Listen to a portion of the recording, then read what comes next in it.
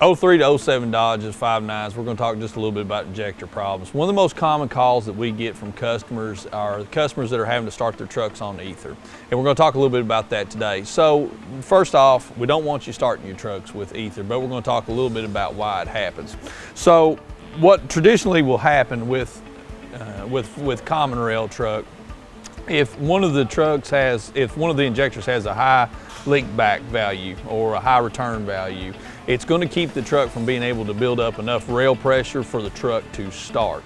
Now, that is a very, very common condition, especially with fuel quality being the way that it is today. We're going to show you how you diagnose that. Now, the first thing that you're going to want to do, and we're going to speak on 03 to 07 Dodges in this video. So the first thing that you're going to want to do is you're going to want to verify that you've got good lift pump pressure. So the way you do that, just kind of flying by the seat of your pants, go up to the CP3 pump, make sure that you've got good lift pump pressure there.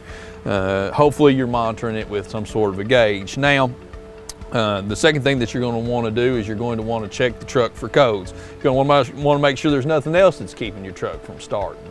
So lift pump, check, we've got good lift pump pressure. We know the truck doesn't have any codes in it. We still have a no start condition. So then we're going to want to check to see what our actual and commanded fuel rail pressure is. Now, realize that no, everybody doesn't have a scanner, but if you have access to a scanner, we're going to show you what you're looking for here.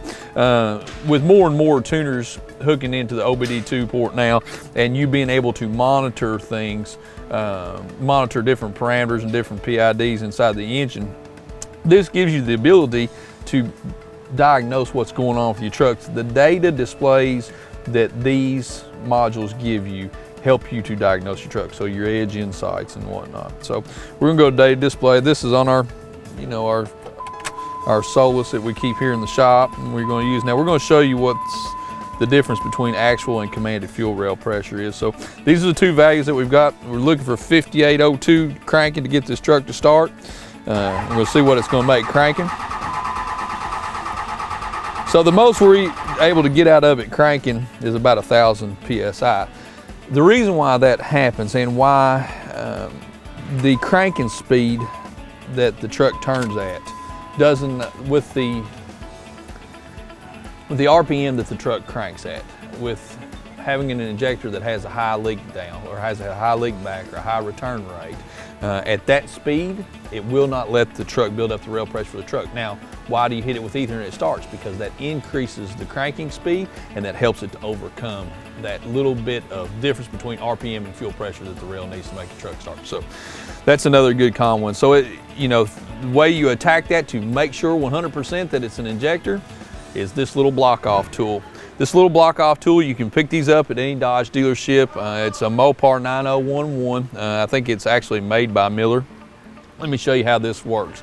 So when looking for leak for a high return rate, what we would do if you were wanting to single in on trying to figure out what injector was exactly your problem, you would actually just go ahead and remove the line and place this cap off tool on the line and then try to start the truck. Now, a lot of people ask us, well, if I shut the injector down with my scan tool, won't that do the same thing? That will not do the same thing. You're still going to have fuel delivery to the injector, so the leak down or the return rate is still going to be the same, and it's not going to let the truck build up the rail pressure to start. So again, this cap off tool is what you need. You can get it from any dealership, your Dodge dealership, pick one up, and that will be able to help you to identify which injector is going to be your problem.